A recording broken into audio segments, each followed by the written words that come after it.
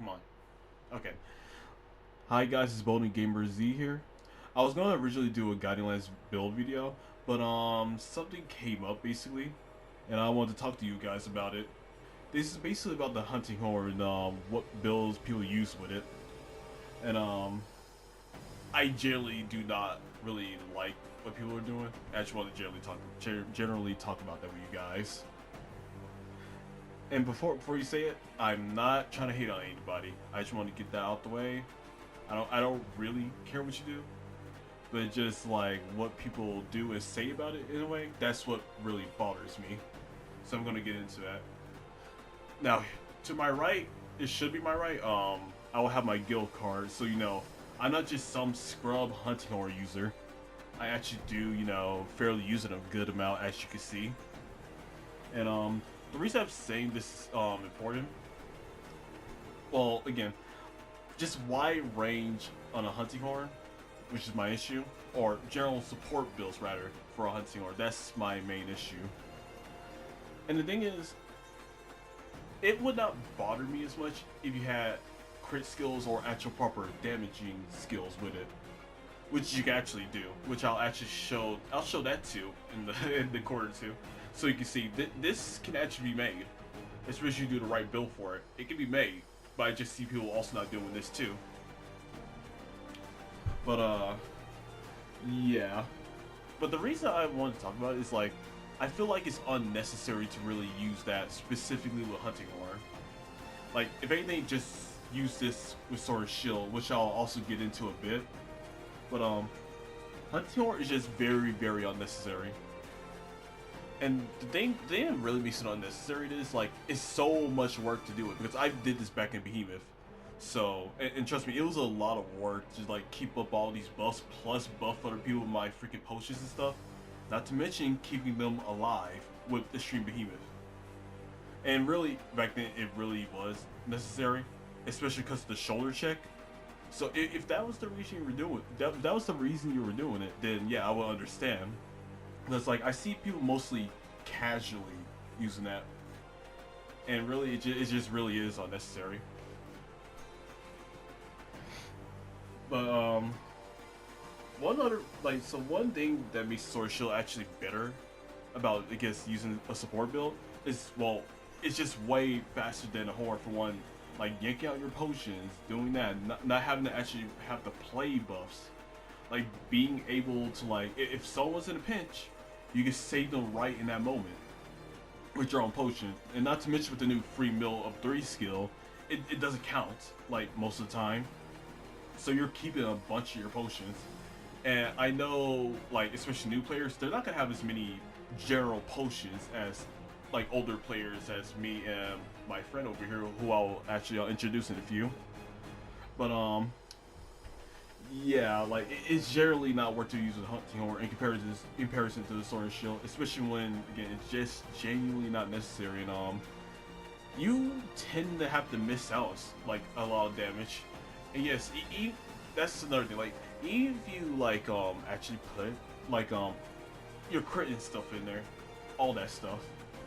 And while I'm talking about crit, I'm not sure I talked about my testing for it, but I'll show you the pictures of the comparison of no crit hunting horn and crit hunting horn. And there's also a small comparison with Standardizzo's crit and a no crit hunting horn with just a bunch of attack on it.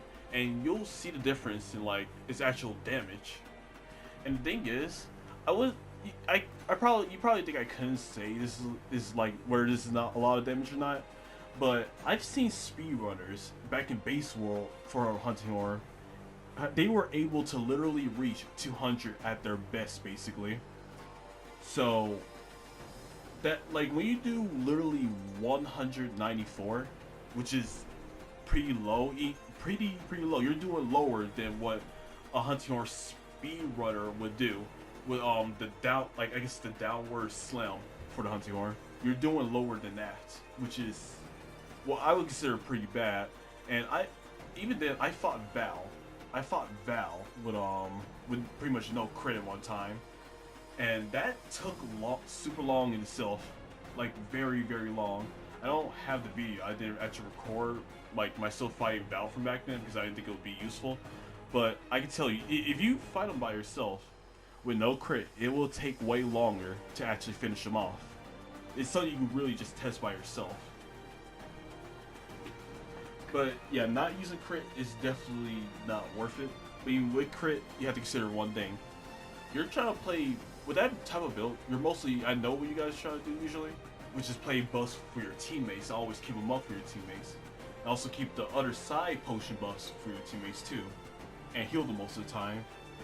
When doing all of that especially, you're not getting as much damage as you think you are in, unless the monster's already down basically. And one of the best ways to, like, you know, make sure a monster is just gonna get down faster and no one dies in a certain amount of time is just basically like kill the monster faster. They can like basically get a good chance to kill you. And I know like that may sound stupid or whatever to some of you, but it's very true. Like I probably even have some runs recorded, but like basically like yesterday, in fact, we were just like really running through a tempered Devil Joe easily. Just me and my friend here, just easily running through it. Like it was nothing. He was practically just getting abused, really. And we did it well, and we just ran through fast, and there was nothing to really worry about. But see, I feel like when you really let a monster live, they'll eventually get a chance to like really just mess you up.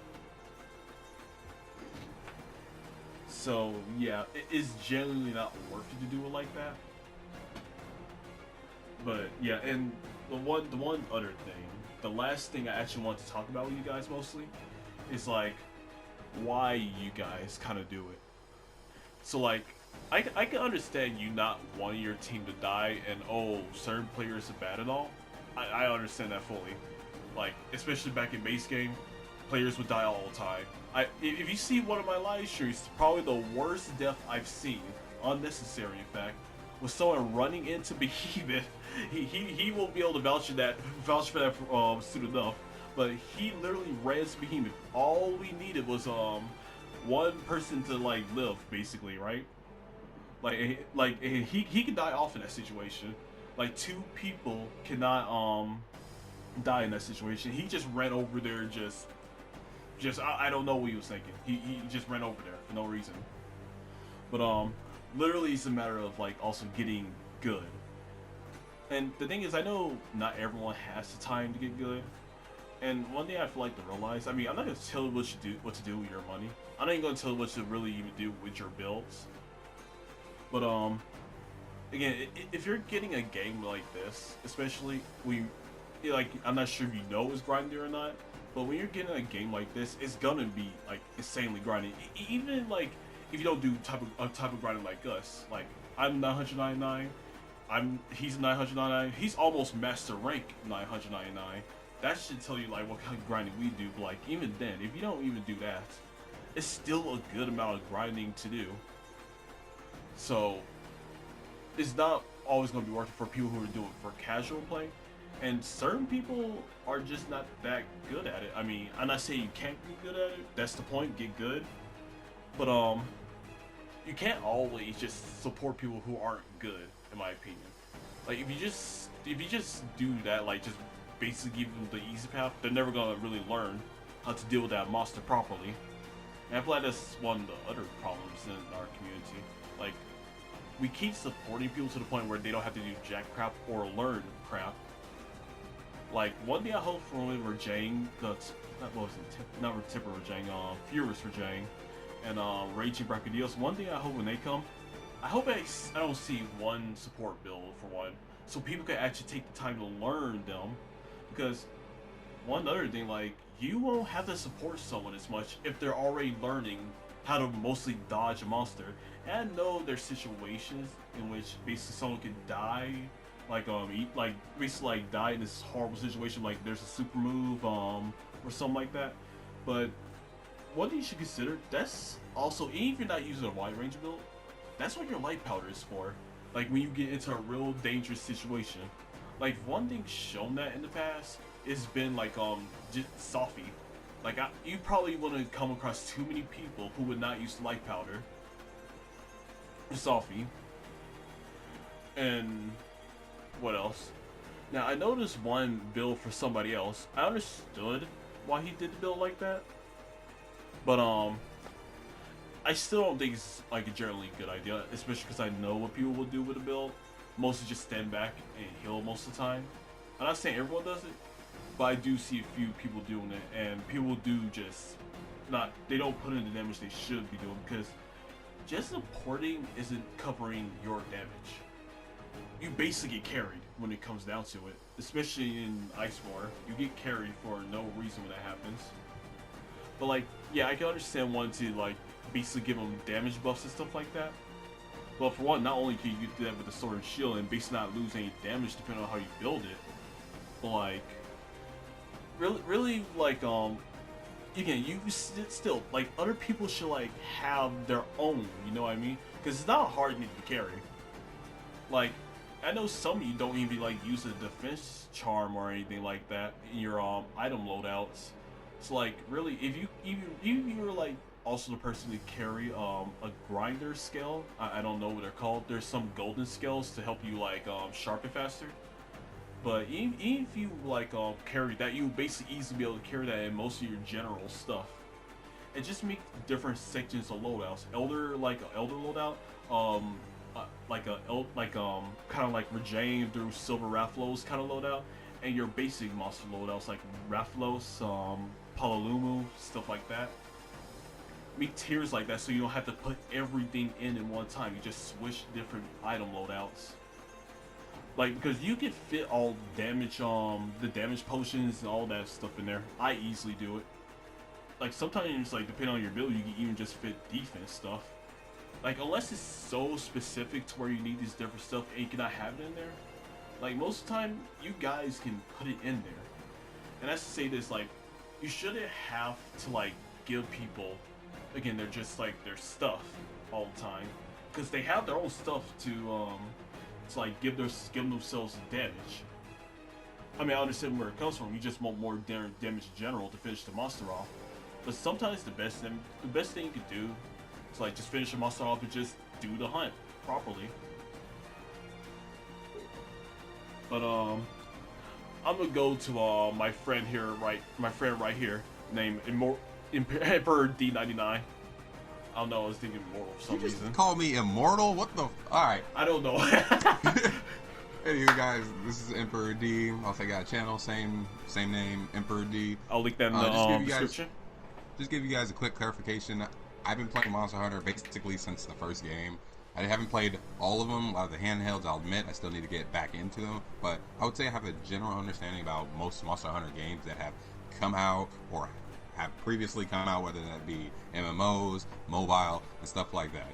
Let's say, as Bolden was just saying, I have already reached 999. I have almost 999 in Master Rank as well. I'll say I am not a hunting horn main by any means, but one thing I will absolutely agree with, there's no need to be supporting while using the hunting horn. The hunting horn is already, quote unquote, get mad at me you want, it's already a supporting type weapon. You are giving buffs. There's no need to be doing any other supporting other than that. For example, if you go into Monster Hunter Tri, there is a certain relic, well, a bit of earrings you have to wear when you want it to be a support. It was the only one of its kind, but you had to risk something.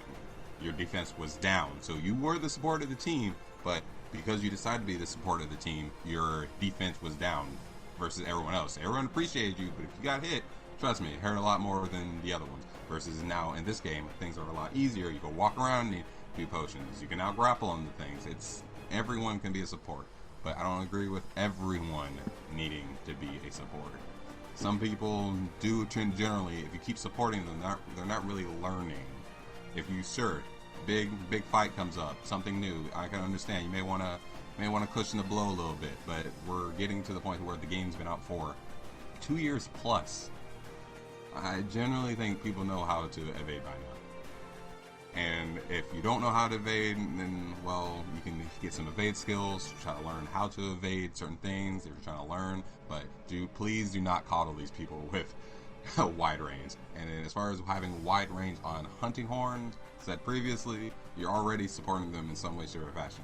And it actually does a lot more damage than I thought it would, just playing it casually. I don't have as many hunting horn uses as this guy. I got like 1,000 and shit. But it is a very damaging weapon. Like, actually, you just mentioned, because I wanted to put the proof on the side. Yeah, you can easily get like 121 to 120 damage spins on the new spin move. Like, you know, I guess we could just call it the Beyblade meta. But yeah, one thing I forgot to mention myself. Thank you for breaking that up. You can still do a lot of damage, and damage is also just what clears the side. But go on. I'm sorry for interrupting you. I will fight you. But because you're deciding to have a support hunting horn set, you're actually taking time away from something that you could be doing with that set. For example, someone may be dying. You're sitting there playing a melody from your hunting horn. What are you going to do? Stop your melody to go help that guy when you could be not healing by doing that? Or if you are a support build, just go with a general support build. That is your focus. You're focusing on support. So I'd recommend just focusing on support. And also, you're making your build a lot harder to deal with by trying to fit it in all these extra things to be a support. Yeah, sure, now we have the wide range charm, level 5. You can just slap that on in there and everybody be a support. But that's also another skill that you could be missing, such as agitator, or if you're at elemental bow, you could use the elemental ones. So just be cautious depending on what you're trying to do as far as a build. If you don't have a direct focus, I can kind of understand if you're trying to be a little mix and match, but it's very good to just have a singular focus. Like if you're trying to do damage, make sure you're trying to do damage. If you're trying to do status, make sure you're trying to do status. If you're trying to heal, then I recommend you actually heal. Like I said, we're not going to tell you how to play, but this is my highest recommendation. It'll make hunting go a lot smoother and make sure your hunts are completely finished. I mean, if you really want it to go as fast as possible, just go full damage. But to make it smoother, it's better to have just a singular focus. And that's all I gotta say about the issue as of right now. Well, thanks. And that reminds me of one last thing I also want to talk about. And if you don't believe, just generally believe me still, I guess, about the whole crit versus attack thing, like, there have been a few videos over that. In fact, correct me if I'm wrong, but didn't Jinx and Tuna also talk about how crit, like, works now, basically? So where, yep. Yeah, so like, because we don't just use crit for no reason. Like, it's not even a meta now for no reason. Like, back in base game, you really did not need crit for anything. Like, you really didn't.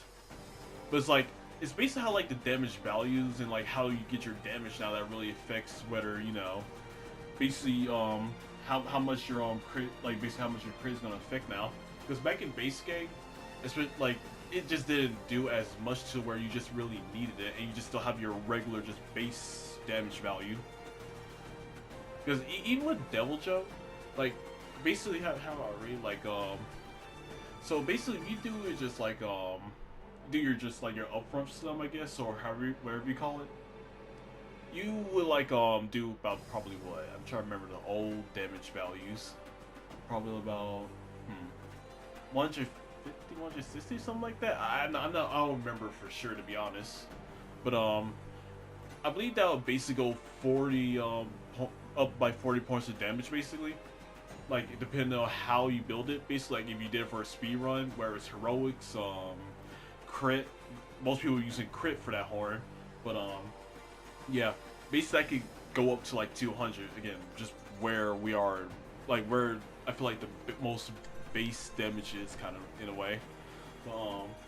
Yeah, that's where you would get with your crit, and again, it just wasn't, you didn't have to do it in base game, but if you did, you were gonna get faster runs and stuff like that. But yeah, that was mostly what I wanted to talk about with you guys. Thank you for listening. I'll see you later. Discuss it in the comments. Yep.